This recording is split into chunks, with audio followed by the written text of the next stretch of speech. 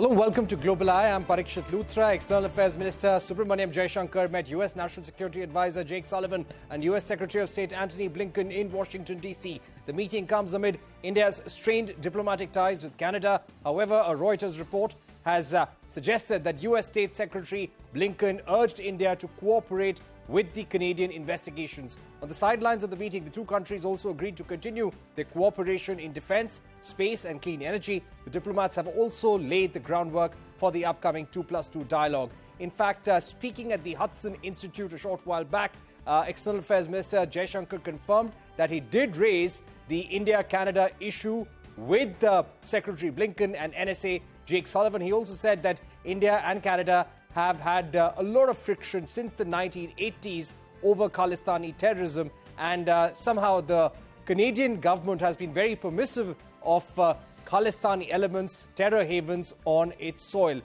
He also said that he has conveyed to Canada, and the Indian government has conveyed to Canada, that if there is any information, it should be shared and India would be ready to act on it. Joining me now is Frank Wisner, former US Ambassador to India, Daniel Bordman, Senior Correspondent at the National Telegraph, and Michael Kugelman, Director at South Asia Institute at the Wilson Center. Ambassador Wisner, how do you see these statements coming from the External Affairs Minister Jaishankar speaking in Washington just a short while back, confirming that yes, he did raise these issues, India-Canada tensions, with Secretary Blinken and also the NSA Jake Sullivan. They gave their side of the story, that this is something that goes back almost 30-40 years, and Canada has always allowed Khalistani terrorism on its soil. So that is where we really come from, and there is no information that has come from the Canadian government on the Nijjar murder to India. How do you read these statements?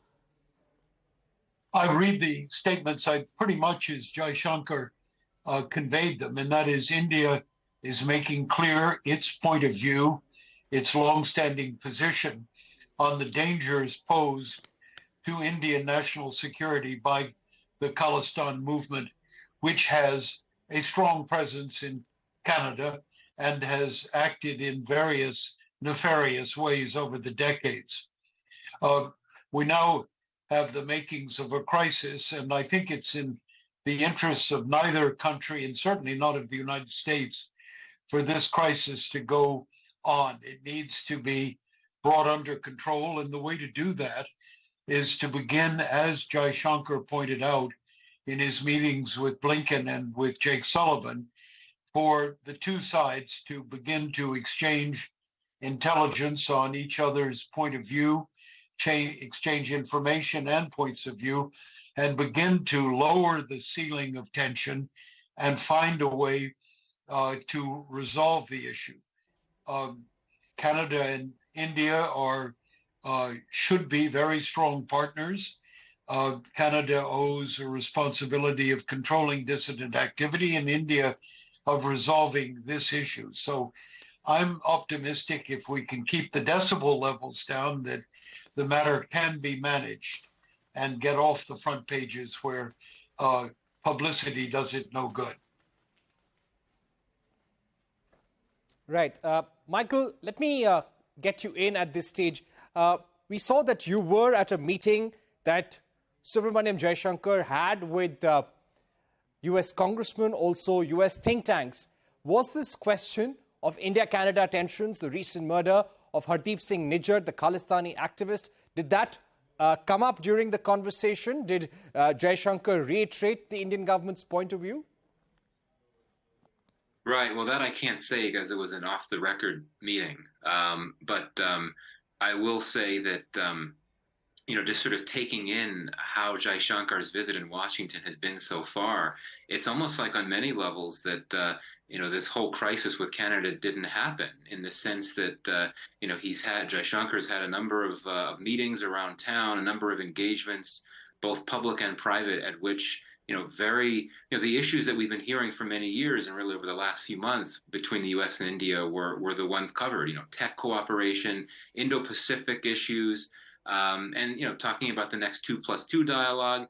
In many ways, it's like nothing happened, though, indeed, it's not a surprise to me, as I understand it, that Secretary Blinken has asked his Indian counterpart to cooperate with with Canada in the investigation of Niger's killing. That's the position that the U.S. has taken from the start. And what little public messaging we've heard from the Biden administration on this issue, that's been one of the core themes, is that India should cooperate with Canada on the investigation. And indeed, I imagine that in the private conversations that Jaishankar has had with interlocutors here, it's something that came up, though I assume that it would not have been a dominant feature of the conversations that he had with interlocutors in Washington.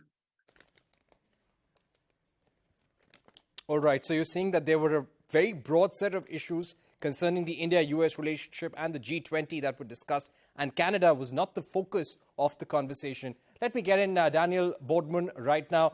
Daniel, how do you see this visit of the Indian External Affairs Minister to Washington, D.C., and Justin Trudeau, the Canadian Prime Minister's recent statements about India being a growing economic power, an important geopolitical player, and extremely important for everyone to engage constructively and seriously with the government of India, and how Canada is very serious about building ties? Does this somehow send a message that Canada does not want the long-term relationship with India to be hampered despite this incident? I think that's exactly the message that's been sent.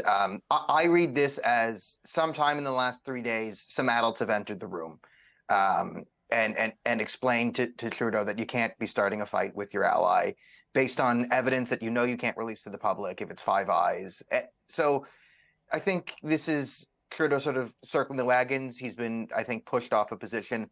I know there are a lot of, let's say, liberal cabinet ministers with ties to, some sort of far left or Khalistani ideology, which have been quite anti-India. So I think we've started to see some new voices enter the chat, and Trudeau sending this isn't going to escalate. I think he doesn't want the fight. We might scream about Niger some more a bit here or there, but I've noticed in Canadian media, I mean, when Canadian media is Khalistan TV on this issue for most part, but they've started to send reporters to India to prove their point and go through the Punjab region. And then once they start interviewing people in India, and especially the Punjab region, and they start saying, what are you doing? There is no Khalistan here. This is a purely Canadian problem. Their narrative has sort of fell flat in a way. So I think they've kind of come up against reality in a way. The Canadian people are still not aware that there are videos of Niger supporting suicide bombings and the like. So that's yet to fully hit Canadian mainstream. But when it does, I think they understand there's no way we're going to get the world on our side over the killing, even if the Indian government is involved, which we still have no proof that they are, or no proof that we can share. I think the adults have realized, even if there is, this guy's on camera saying some pretty bad things, fomenting ethnic violence. And to circle back, this is the point. In Canada, this has been the problem for years and decades. It's been the tacit endorsement of extremism. On this issue, Khalistanis, who've been allowed to, I mean, they're the worst terrorists in Canadian history. They blew up the Air India bombing, and they've attempted to assassinate Indian ministers on Canadian soil. And the attempted assassins who are convicted in Canadian court, they get invited to India by the Prime Minister of Canada. Like, it's insane. And that's what's been driving this divide for 40 years. So I hope that the Trudeau government has decided to de-escalate this one, step down off the ledge. Maybe we'll have some nebulously worded statements coming from both sides. We'll write a letter to the UN, and then we'll all move on with this so we can all declare victory and go home. That's what I hope. But in my view, this problem doesn't go away until Canada deals with the Khalistani issue in a serious way. And I don't see that happening under the leadership of Justin Trudeau and Jagmeet Singh. All right. Clearly, there are domestic politics at play in Canada. But Ambassador Wisner, just to understand from you a bit about how the Five Eyes work, when it comes to intelligence shared within the Five Eyes partners, and this is what the Canadian government had said, that the information on this killing of Niger, this murder, the context came from the Five Eyes partner, but the smoking gun was from Canada.